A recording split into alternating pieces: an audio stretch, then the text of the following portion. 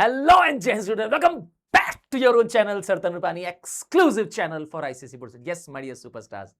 हाँ, मैं जानता हूं कि क्लास 8th को आपने पार कर लिया है और अब आ रही है आपके लिए चैलेंज, जो इतने बड़े बड़े चैप्टर्स हैं और सच में क्वेश्चंस भी ढेर सारे हैं। कैसे करूं? मैं तुम्हें मदद करूंगा मेरे राइजिंग स्टार्स। हाँ, क्लास 9th के बैच का नाम हमने रखा है राइजिंग स्टार्स ऑफ आईसीएससी, और मैं तुम्हारे रास्ते को आसान बना दूंगा। तुम्हें सारे चैप्टर्स, हाँ सारे चैप्टर्स, सारे सब्जेक्ट्स के इसी चैनल पे मिल जाएंगे। हाँ, ये चैनल तुम्हारा है, आईसीएससी के राइजिंग स्टार्स एक्सक्लूसिव चैनल है, एब्सोल्यूट फ्री कंटेंट है, नोट्स, क्वेश्चन पेपर्स और ढेर सारी एक्सरसाइजेस प्रैक्टिस के लिए, सब कुछ इसी चैनल पर है। हाँ, आइए आज बात करते हैं हिस्ट्री के चैप्टर दी हड़प्पन सिविलाइजेशन। अब आप कहेंगे सर क्या खास बात है इस चैप्टर में? तो ये चैप्टर यूनिक है। हाँ, गर्व की बात है, हम इंडियंस के लिए गर्व की बात है कि हम इस सिविलाइजेशन का पार्ट थे।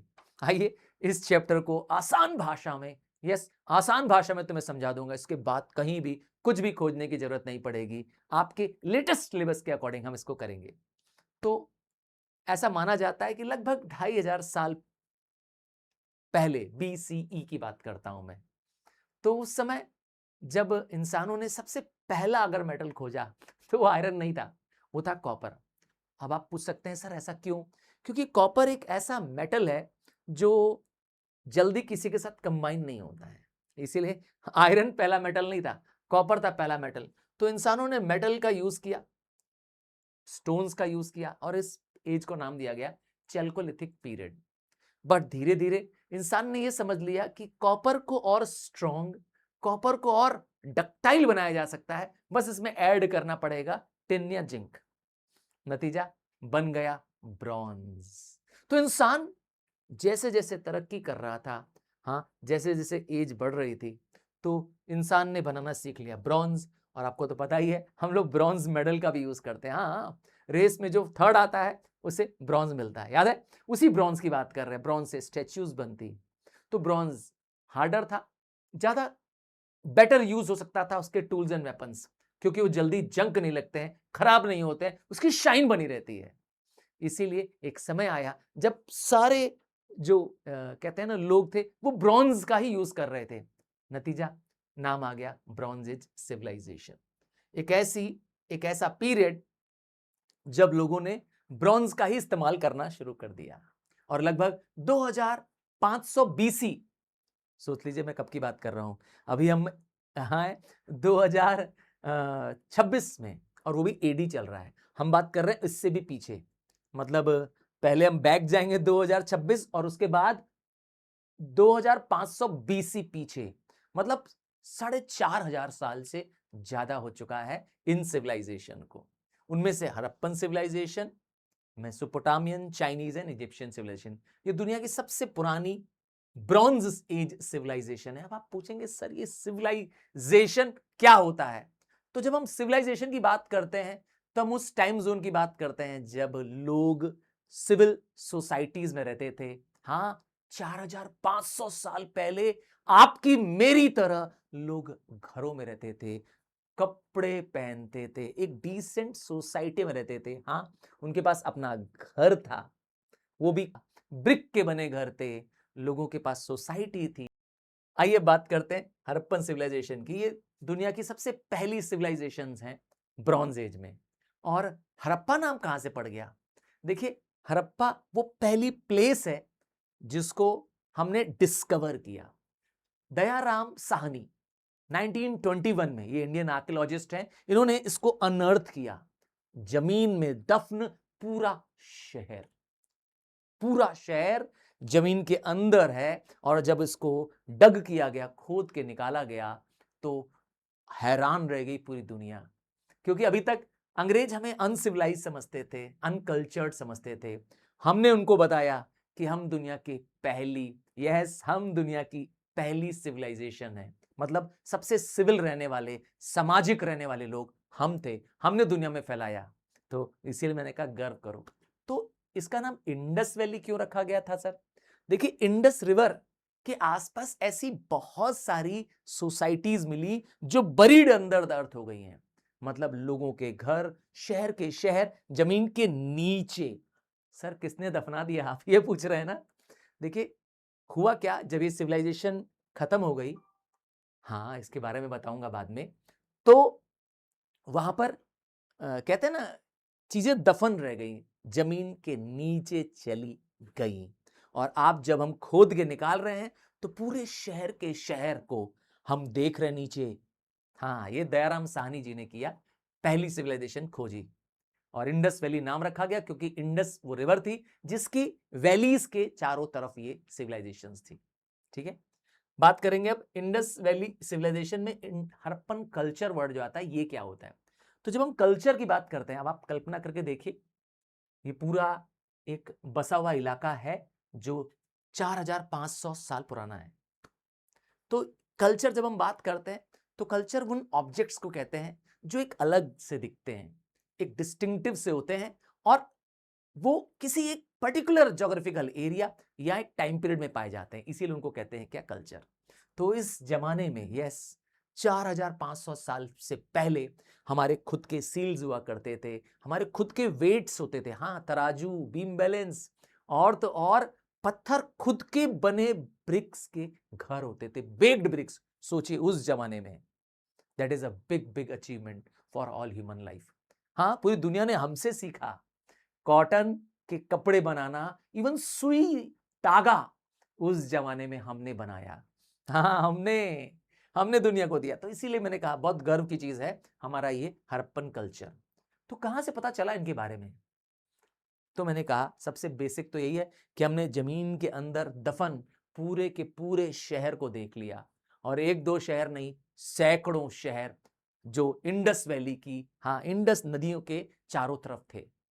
और इनमें क्या क्या मिला, इनकी बिल्डिंग्स मिली, इनकी पॉटरीज मिली, इनके स्कल्पचर मिले, इनके सील्स मिले, और सिमेट्री तक मिली, मतलब जहां लोगों ने को दफनाया गया था। और कोई रिटर्न रिकॉर्ड मिला क्या, देखिए कोई उस जमाने में जो कहते हैं ना बुक्स तो थी नहीं, और रही भी होंगी तो इतनी पुरानी बुक्स तो शायद अभी कोई रिटर्न रिकॉर्ड है ही नहीं, तो इसीलिए कोई रिटर्न रिकॉर्ड हम नहीं ले पाए। हाँ सील्स मिली। सर ये सील क्या होता है, सील एक तरह के टुकड़े होते हैं, टेराकोटा के बने, स्टेटाइट के बने, अगेट के बने, क्या होते हैं, टुकड़े होते हैं, रॉक के पीसेस होते हैं, उसमें मोहर का काम करते हैं। हाँ मोहर होती है ना, हाँ वो होते थे जो पहचान होते हैं कि ये इसमें यहाँ के रिकॉर्ड्स हैं। तो उनमें जो लिखा था वो आज तक हम अभी तक पढ़ नहीं पाए हैं, it has not been deciphered till now. हाँ ये सोचिए उस जमाने की लैंग्वेज आज हम डिकोड नहीं कर पाए। तो कैसे पता चला इनके बारे में, हड़प्पा के बारे में, तो आइए एक प्रूफ आपको दिखाएं, दी ग्रेट बात। अब आप ये रहा, आप गलती से इसको स्विमिंग पूल मत समझ लीजिएगा, है ना, ये स्विमिंग पूल नहीं है। तो ये ग्रेट बात है, एक पब्लिक बिल्डिंग है मोहनजोदाड़ो में, और ये एक बड़ा सा रेक्टेंगुलर टैंक है, आप देख पा रहे होंगे, एक बड़ा सा रेक्टेंगुलर टैंक है जिसमें उतरने के लिए सीढ़ियां भी हैं, देखिए नीचे। हाँ और ये इसके आसपास एक कोर्टयार्ड भी बना हुआ, आप देखिए आगे पीछे जाने तक का रास्ता बना हुआ है, एक कोर्टयार्ड बना हुआ है। और सबसे बड़ी चीज है ये एक वाटर टाइट, हाँ वाटर टाइट पानी का पूल था यहाँ पर। मतलब उस जमाने में एक तरह से हमें पानी को रोकने की कला मालूम थी, वो भी किससे, बर्न्ट ब्रिक से, मतलब ईंटों को पकाया गया था। तो हम ये टेक्निक उस जमाने में जानते थे। जो आज आप लाल ईंट देखते हैं ना, हाँ उसी की बात कर रहे हैं। जो टाइल टाइप का मटेरियल सुनते हैं ना, घर में आपके टाइल लगी हुई है, सोच लीजिए वो टाइल बनाना हमको उस जमाने में आता था। तो हमने बर्न्ट ब्रिक्स बनाया, मोटार लगा करके, बिटुमेन और जिप्सन का यूज करके इस ग्रेट बात को बनाया। तो क्या स्विमिंग के लिए यूज होता था, नहीं नहीं, ऐसा ऐसा ऐसा कोई प्रूफ नहीं मिला है। बट हाँ ये पता चलता है कि लोगों का कल्चर के बारे में पता चलता है, इससे पता चलता है कोई ना कोई रिलीजियस कंटेक्स्ट पे इसको बनाया गया है। हाँ ऐसा लगता है कि किसी न किसी, कहते हैं ना सामाजिक काम के लिए, उद्देश्य के लिए बनाई गई होगी इस बिल्डिंग को। और ये भी पता चलता है कि कितना हाई डिग्री ऑफ परफेक्शन रहा होगा, सोचिए उस जमाने में इस तरह की बात को बनाना। और क्या खास बात है, इसका स्ट्रक्चरल डिजाइन, ये वाटर सप्लाई और सीवेज डिस्पोजल का भी काम करता होगा। तो सोचिए उस जमाने में हम इतना कुछ जानते थे। सोच लीजिए।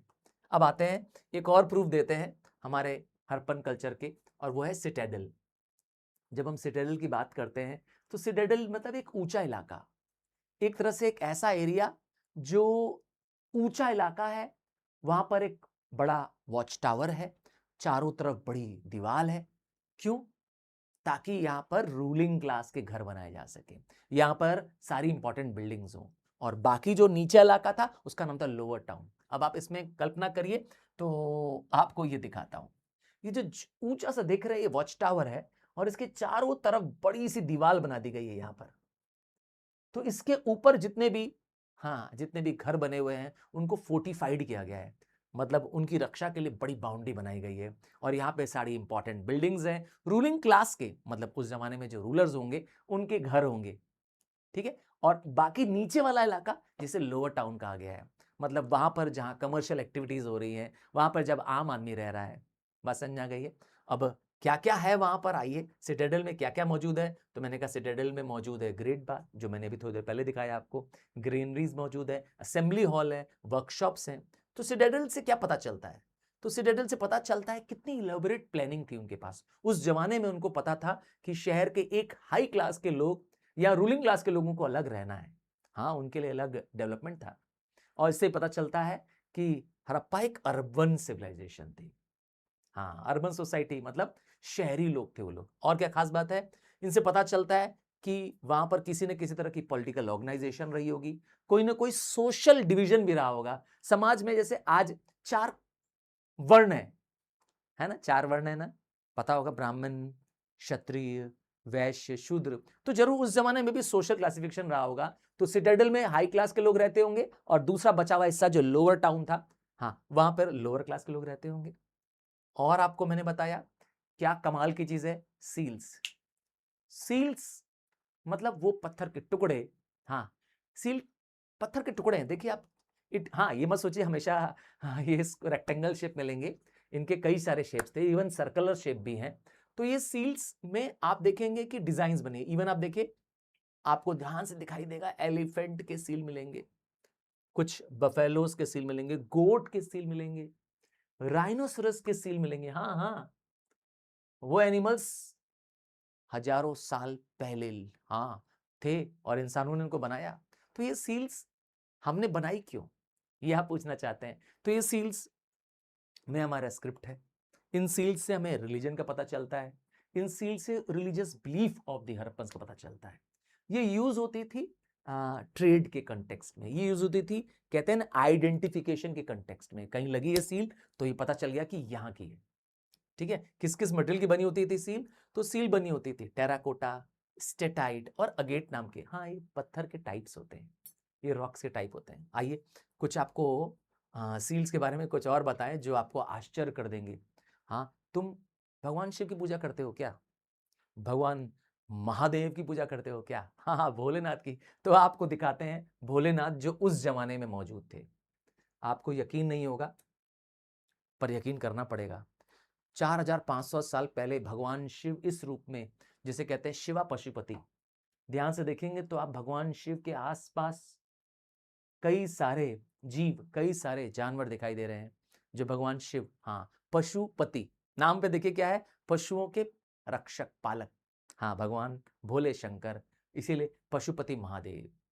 तो इसमें आप देखेंगे भगवान शिव के 3 चेहरे हैं, एक फ्रंट फेस दिख रहा है, और देखिए इधर इधर 3 फेस है। हाँ, भगवान भोलेनाथ के 3 चेहरे वाले 3 फेस्ड डायटी, डायटी मतलब ईश्वर। और क्या खास बात है, आप देखिए तो बफेलो है आसपास। और क्या दिखाई दे रहा है, क्या खास बात है कि इन्होंने सर पे एक सींग वाला हेडगियर पहना हुआ है। हाँ, भगवान भोलेनाथ की ये, कहते हैं ना, भगवान इसी वेशभूषा में पाए जाते थे। एलिफेंट है, टाइगर है, बफेलो है, राइनोसरस है, देखेंगे आप। हाँ देखिए, आप देखिए, आपको बफेलो दिखाई दे रही होगी, राइनो दिखाई दे रहा है, टाइगर दिखाई दे रहा है, और एलिफेंट दिखाई दे रहा है, और ये रहे नीचे डियर्स, 2 डियर, 2 हिरन at the foot of the Shiva Pashupati, सब कुछ है। हाँ, कल्पना करिए उस जमाने में जो लोग थे भगवान शिव की पूजा करते थे। और क्या मिला देखिए, इसको नहीं जुटला सकता कोई भी चीज। कहते हैं ना, साइंस जुटला नहीं सकती कि भगवान शिव की पूजा होती थी उस जमाने में, आज भी हम कर रहे हैं।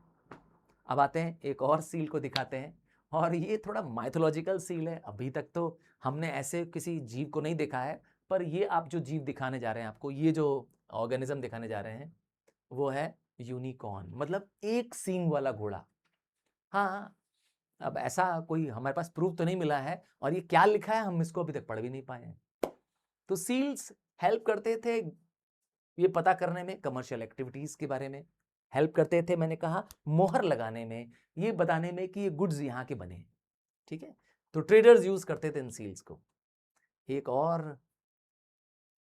और प्रूफ जो बताता है हमारे अर्पन कल्चर के बारे में, वो है बियर्डेड मैन, एक दाढ़ी वाला आदमी। अब आप देख पा रहे होंगे, साफ साफ आपको बियर्ड दिख रही। सोचिए उस जमाने का स्कल्पचर, पत्थर का बना स्कल्पचर, ये मोहनजोदड़ो में पाया गया था। क्या खास बात है, देखिए इसके एक लेफ्ट शोल्डर से शॉल आ रही है, देखिए क्या डिजाइन है शॉल की। अब आप देख पा रहे होंगे लेफ्ट शोल्डर से डिजाइन आते हुए इस राइट आर्म के नीचे जा रही है, आईज क्लोज्ड हैं। ऐसा लगता है कि ये कोई मेडिटेशन देख रहा है, देखने से तो ये कोई योगी लगता है, कोई प्रीस्ट लगता है। पता चलता है कि हम बहुत हाई आर्टिस्टिक वैल्यू जानते थे, स्किल क्राफ्टमैन अवेलेबल थे हमारे पास, स्किल्ड आर्टिशन अवेलेबल थे हड़प्पा में। सोचिए ऐसे टूल्स भी तो होंगे जो चिसल करके इसको काट रहे होंगे। क्या कल्पना करके देखिए, वो भी 5-4,500 साल पहले की बात कर रहा हूं। ये तो और मार्वलस स्टैच्यू है, ओ माय गॉड, क्या स्कल्पचर है ये। ध्यान से देखिए डांसिंग गर्ल को, हाँ सोचिए ब्रॉन्ज की बनी, ब्रॉन्ज एज था ना, याद है ना, ब्रॉन्ज एज चल रहा था, उसमें हड़प्पन सिविलाइजेशन थी ब्रॉन्ज। तो ब्रॉन्ज की बनी एक डांसिंग गर्ल जो कि पाई गई है मोहनजोदाड़ो में। क्या खास बात है, ये एक मास्टरपीस है, एक आर्ट का नमूना है, हाई डिग्री ऑफ प्रूफ की कि हम कितने एडवांस चले गए थे स्कल्पचर में, कारीगरी में हमारे भारत की कोई तोड़ नहीं था। ये फिगर एक विगर, ये एक जोश का, एक वैरायटी का, एक इंजेन्युइटी का प्रूफ है हमारा। याद रखिएगा उस जमाने में इंसानों ने इतनी खूबसूरत की ये मूर्ति तराश के बनाई है। हाँ, डांसिंग गर्ल का आप थोड़ा ध्यान से देखेंगे तो एक हैंड पे, हाँ लेफ्ट हैंड में हेविली बेंगल्ड है, पूरे हाथ में देखिए चूड़ियां हैं, जबकि राइट हैंड उसने हिप पे रखा हुआ है। और क्या खास बात है, एक छोटा सा बाउल है उसके हाथ पे, आप ध्यान देखेंगे तो उसके एक लेफ्ट हैंड में बाउल है। ध्यान दिया आपने, क्या परफेक्शन से बनाया गया है। आइए एक और खूबसूरत नजारा, अनबिलीवेबल चीज मैं बताने जा रहा हूं। हाँ, सोचिए हमारे पास अपना डॉकयार्ड था। सर ये डॉकयार्ड क्या होता है, वो जगह जहां शिप्स आके रुकती हैं, ठहरती हैं, शेल्टर करती हैं, यहाँ पे लोडिंग अनलोडिंग होता है। कल्पना करके देखिए, मैं आपको जो नजारा दिखा रहा हूं अनबिलीवेबल है। दुनिया का ओल्डेस्ट, दुनिया का पहला डॉकयार्ड। सोचिए ये रही शिप्स रुकी हैं, देखिए ये समुद्र के रास्ते से शिप अंदर चली आती थी। लोथल है वो, ये प्लेस है लोथल, गुजरात में है। ये दुनिया का ओल्डेस्ट डॉकयार्ड है, जहां पर बड़ी ब्रिक की वॉल बनी हुई, देखिए ये ऊंची ब्रिक वॉल बनी हुई है। आप ध्यान से देखेंगे तो ये ईंट की बनी दीवार है,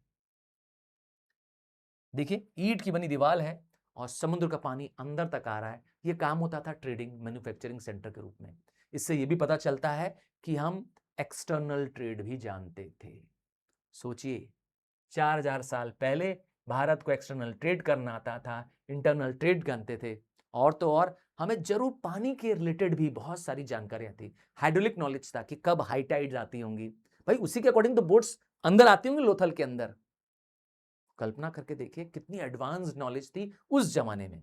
और आगे बताते हैं कुछ स्क्रिप्ट के बारे में। तो कैसी स्क्रिप्ट थी, स्क्रिप्ट मतलब क्या होता है, जैसे हम लिखते हैं, आज मैं और आप जब लिखते हैं, अगर मैं इंग्लिश की बात करूं तो लेफ्ट टू राइट जाते हैं, देखिए ऐसे लिखना शुरू करते हैं, लेफ्ट से राइट जाते हैं, यही करते हैं। हिंदी में ऐसे ही लिखते हैं। हाँ, उर्दू ऐसा नहीं होती है, उर्दू उल्टा होती है, ध्यान से सुनिएगा मेरी बात को। तो जो इनकी स्क्रिप्ट थी, जिसको कहते हैं लिखने की लिखावट जो होती है ना, पिक्चोग्राफिक थी, मतलब अल्फाबेट्स नहीं जानते थे लोग।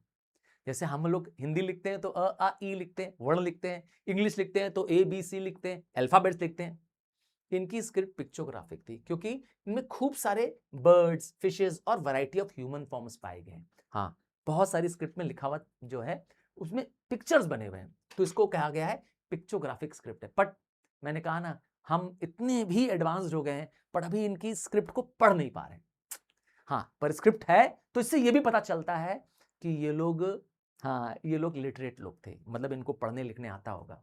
और खास बात है, इनकी स्क्रिप्ट राइट टू लेफ्ट चलती थी, मतलब यहां से चलती थी, ऐसे चलती थी, राइट से लेफ्ट। हाँ, हमारी उल्टे, हमारे से उल्टा चलती थी। फिर एक ढोलोवेरा के बारे में पता चला। ये क्या है?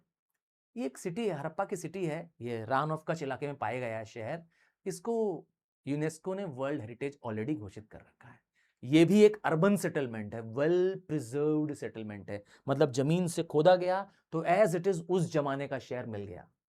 हाँ, और है, कहां से आया इस सिविलाइजेशन आई कहां से? क्या कोई विदेशी सिविलाइजेशन है? नहीं नहीं, ये हमारी खुद की भारत की सिविलाइजेशन है, हमारे इंडियन सॉइल में पाई जाने वाली सिविलाइजेशन है। हाँ, अनोखी बात यह है कि ये सिविलाइजेशन एक अर्बन सिविलाइजेशन है, शहरी लोगों की है, विदेशी ताकतों की नहीं है। इस पे हमें गर्व होना चाहिए। कितनी फैली हुई है?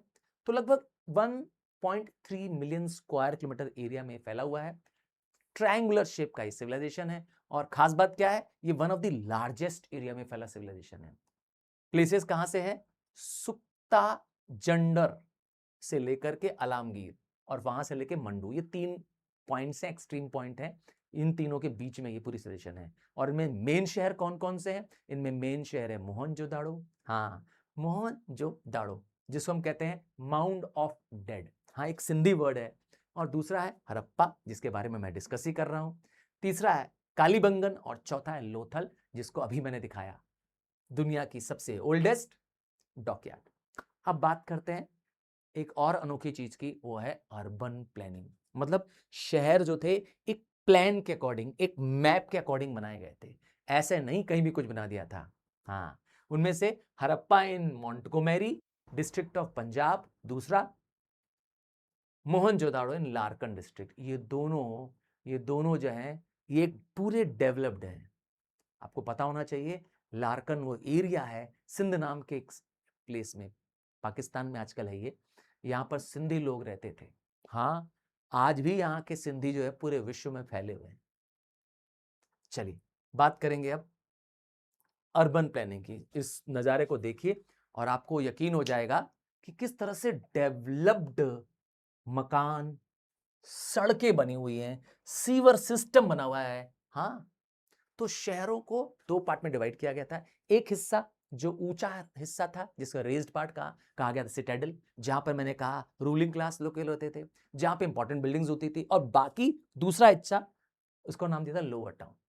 लोअर टाउन में मैंने कहा सारी कमर्शियल एक्टिविटीज होती थी। और क्या खास बात थी, सड़कें जो बनी है एक ग्रिड पैटर्न में बनी है। मतलब ऐसा लगेगा कि किसी ने क्या बना दिया, ग्रिड। ग्रिड क्या होता है? एक बॉक्सेस टाइप का स्ट्रक्चर बनाना, जिसमें लेफ्ट और राइट क्या करते हैं, राइट एंगल पे आके मिलते हैं, उसे ग्रिड कहते हैं। हाँ, ग्रिड। और क्या खास बात है, जो घर बने हुए हैं वो कॉर्नर्स वाले घर जो है वो राउंडेड बने हुए हैं, ताकि क्या हो, उन तक रास्ता पहुंच सके और कार्ट्स को टर्न करने की जगह मिल जाए। समझ गए? कॉर्नर के मकान। और क्या कहते हैं, घर के अंदर का जो जो ड्रेन है, नाले का पानी है, वो सड़क के नालों में जाके मिल रहा है। मतलब जैसे आज आपके और मेरे घर में सीवर लगा हुआ है, आप वॉशरूम में पानी डालते हैं। हाँ, आपके वॉशरूम का पानी घर से बाहर अंडरग्राउंड होते हुए बाहर जाके मेन सीवर में मिल जाता है, पता है कि नहीं? और फिर मेन सीवर से, हाँ, डिस्पोज ऑफ होने चला जाता है। वही चीज हड़प्पा ने बनाई और हमने आज भी उसको कॉपी किया है। हम आज इतने मॉडर्न हो गए हैं, सोचिए तब की बनाई जो टेक्निक है आज भी हम यूज कर रहे हैं, स्टिल यूज कर रहे हैं। हाँ, तो ये ड्रेन्स उन्होंने बनाया, drainage system, sewage system Harappa ने बनाया, आज हम उनको कॉपी कर रहे हैं, पूरी दुनिया कॉपी कर रही है। और क्या खास बात है, सड़कें एक दूसरे को टच करती हैं, मीट करती है, तो 90 डिग्री पे मीट करती है। इससे क्या होता है, एक्सीडेंट्स होने की चांसेस कम होती है और स्पेस ज्यादा मिल पाती है। आइए कुछ घरों के बारे में बताएं। हाँ, वैसे तो मैंने आपको घर दिखाए यहाँ पर, ये जो घर देखे आपने, अब आप देख सकते हैं कैसे घर थे हड़प्पन टाइम पे। बड़े घर हुआ करते थे। हाँ, कई साइजेस के घर हैं। और घरों की खास बात क्या होती थी, प्लान्ड तरीके से बनाए गए थे।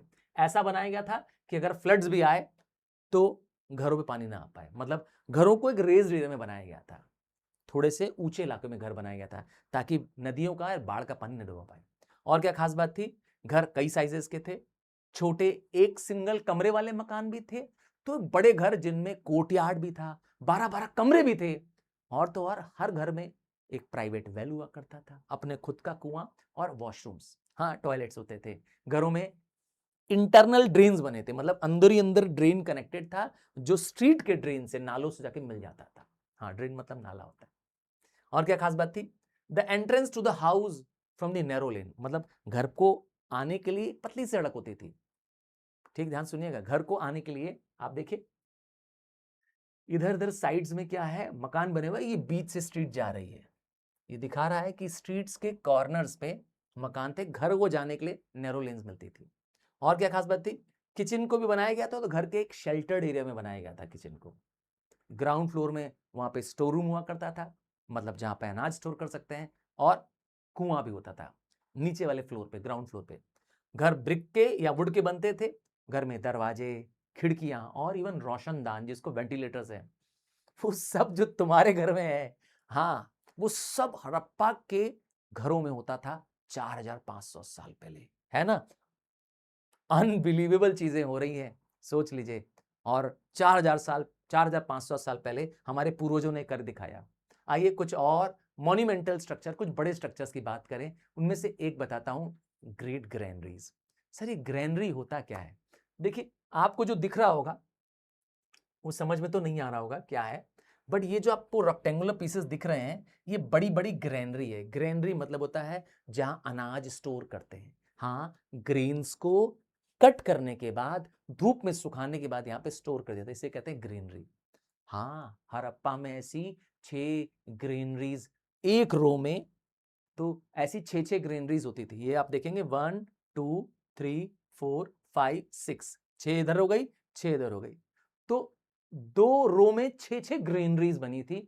और ये ग्रेनरीज की खास बात क्या थी कि इनमें जो फ्लोर्स हुआ करते थे, वहां पर फ्लोर्स में एक ओवल स्ट्रक्चर, एक राउंड स्ट्रक्चर बना था, प्लेटफॉर्म बना था, जहां पे ग्रेनरीज में अनाज को कीर के बीट करके, थ्रेशिंग करके क्या करते थे, वीट्स निकालते थे, राइस निकालते थे। ग्रेनरीज अनाज स्टोर करने के काम आती थी, जहां पे वीट, बार्ली को क्या करते थे, थ्रेश करते थे। फ्लोर बना था वहां पे ग्रेनरी के बाहर।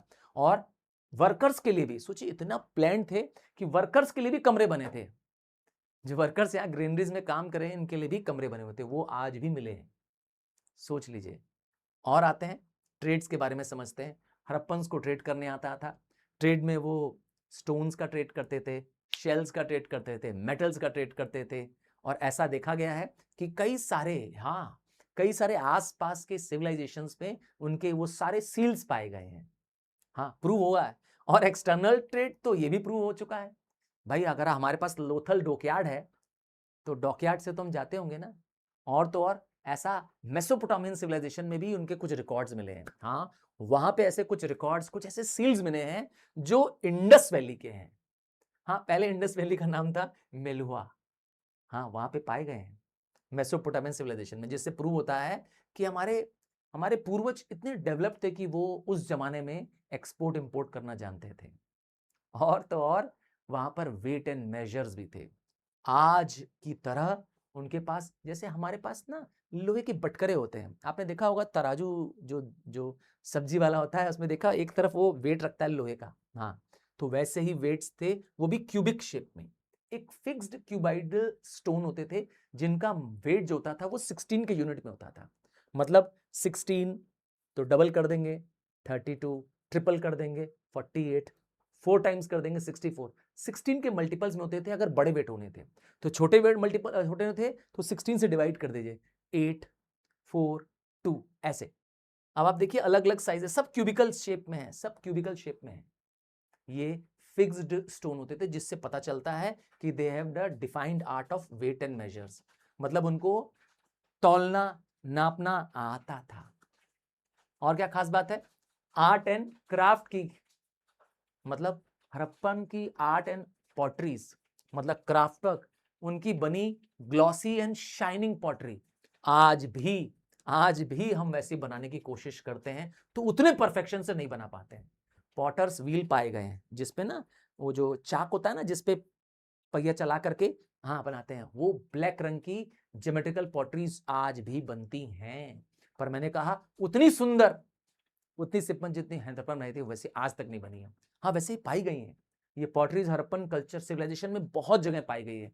क्या करते हैं पॉटरीज की खास बात है, इन पॉटरीज को सिर्फ डेकोरेशन के लिए होगा नहीं, इन पॉटरीज का यूज होता था पहले खाने के लिए, हाँ और तो और पानी रखने के लिए। ये पॉटरीज की खास बात होती थी इनकी नेक ऊपर से नैरो होती थी, ऊपर से नेक नैरो होती थी और नीचे से रेड एंड ब्लैक कलर का डिजाइन बना होता था, जो ये बताता था कि बहुत शानदार आर्टिस्ट थे हमारे हड़प्पन कल्चर के लोग। और तो और स्कल्पचर बनाना, मूर्ति बनाने की कला आती थी इंसानों की और एनिमल्स की। हम मूर्ति हूबहू, इससे ये पता चलता है कि हमारे पास मूर्ति कला, जैसे कहते हैं ना आर्ट ऑफ स्कल्पचर, एक सुपीरियर लेवल तक हम पहुंच चुके थे। वो स्टोन का हो, टेराकोटा का हो, ब्रॉन्ज का हो। एक प्रूफ देता हूं टेराकोटा फिगराइन का। टेराकोटा क्या होता है आप पूछेंगे, टेराकोटा एक मजबूत पहाड़ी पत्थर होता है ऐसा समझिए। हाँ आप ऐसे समझिए जो हमारे बड़े बड़े मंदिर है ना, हाँ हाँ उनकी जो दीवार है टेराकोटा से बनी हुई है, बहुत पहाड़ी पत्थर होते हैं। हाँ तो आजकल तो मॉडर्न मशीन्स आ गई हैं, बड़ी बड़ी यूनिक मशीन्स आ गए हैं, कटर्स आ गए। सोचिए उस जमाने में हाथ का और ब्रॉन्ज के टूल्स का इस्तेमाल करके बनाई गई है मदर गॉडेस, एक देवी माँ बनाई गई है, जो ये प्रूव करता है कि इंसानों को स्कल्पचर बनाने की कला आती थी, हड़प्पा में पाई गई है। और क्या है, ब्रॉन्ज स्टेच्यूज पाई जा रही है। ब्रॉन्ज को, सर ब्रॉन्ज स्टेच्यूज कैसे बनाएंगे, तो उनको लॉस्ट वैक्स टेक्निक आती थी। ये क्या होती है, एक ऐसी टेक्निक होती है जिसमें पहले एक क्ले माउल्ड बनाया जाता है, मट्टी का एक माउल्ड बनाया जाता है और वैक्स को पिघला करके इस माउल्ड में डाल देते हैं। फिर क्या होगा, फिर क्या होगा, जो मॉल्टन मेटल इसके अंदर जाएगा इस क्ले और वैक्स के माउल्ड में, वो सॉलिडिफाई हो जाएगा, ठंडा हो जाएगा, फिर वैक्स को और क्ले को हटा दिया जाएगा, अंदर से मूर्ति क्या बन जाएगी, शेप ले लेगी। सोचिए ये टेक्निक उनको पता थी। हाँ आपने देखा था ना ब्रॉन्ज स्टैच्यू डांसिंग गर्ल की, याद है ना, जिसका राइट हैंड उसके हिप पे था। तो सोचिए अब बात करते हैं ड्रेस की। उस समय आदमी क्या पहनते थे, धोती और शॉल पहनते थे, आपने देखा ही था एक बियर्डेड मैन जिसने शॉल पहन रखी थी, है ना। और वुमेन्स क्या पहनती थी, वुमेन्स उस समय स्कर्ट पहनती थी, क्लोक पहनती थी। क्लोक एक चोंगा टाइप का होता है, लंबा सा होता है, ढीला ढीला सा होता है। और और क्या पहनती थी, खूब सारा, हाँ खूब सारे ज्वेलरीज पहनती थी। और नीडल्स एंड बटन्स उस जमाने में हमने डिस्कवर कर लिए थे, we were the inventors of it.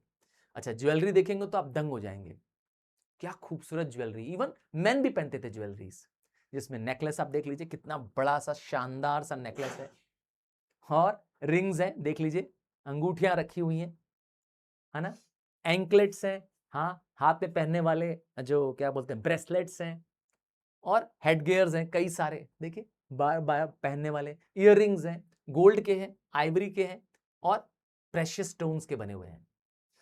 और क्या मालूम था, हाँ बच्चों को भी खेलने के कई सारे खिलौने उपलब्ध थे, बच्चे बहुत सारे खिलौने से खेलते थे। आज जो हम डाइस वाला गेम खेलते हैं, लूडो खेलते हैं ना, हाँ या आपने कोई और डाइस वाला गेम खेला, हाँ तो वो डाइस उन्होंने इन्वेंट किया था। और मैन क्या करने जाते थे, मैन हंटिंग और फिशिंग के एक्सपीडिशन में चले जाते थे। म्यूजिकल इंस्ट्रूमेंट्स भी हमने उस जमाने बनाए थे, ड्रम था हमारे पास और लायर था। लायर, अरे वीणा, वीणा जो बजाने वाला वीणा होता है ना, हाँ हाँ हाँ हाँ सितार टाइप का होता है ना वो वीणा, हाँ उसकी बात करें, हमने तब बना लिया था वीणा, सोच लीजिए। और क्या थे, खेलने के लिए बच्चों के पास खिलौने वाली, हाँ चिड़िया, हाँ toy of bird, animal, figurine, cart, whistles, सोच लीजिए सब बच्चों के लिए खेलने के लिए खूब सारी चीजें उपलब्ध थी। इनसे पता चलता है कि बच्चों की बड़ी मौज थी उस जमाने में और कैसे खत्म हो गई ये बड़ा दुख का विषय है, आज तक हम इसको श्योरिटी से नहीं बता सकते हैं कि कैसे सिविलाइजेशन खत्म हुई।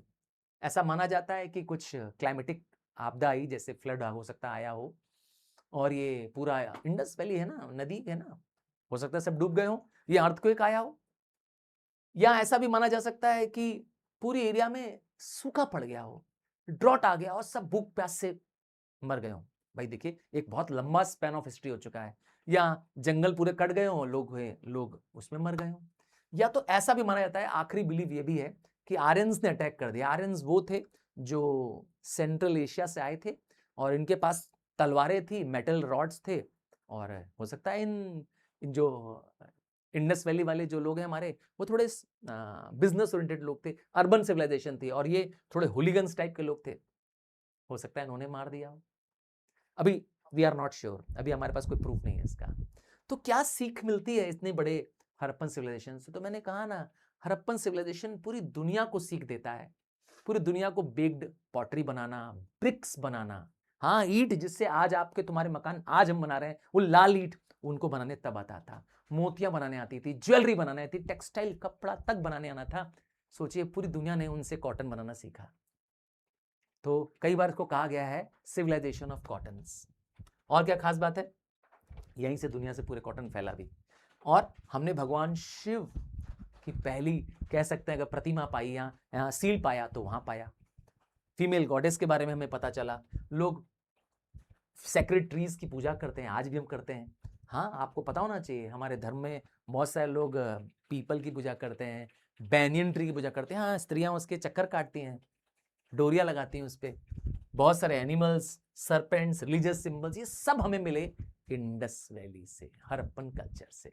सो hats off to this culture and we should be proud to be a part of this culture.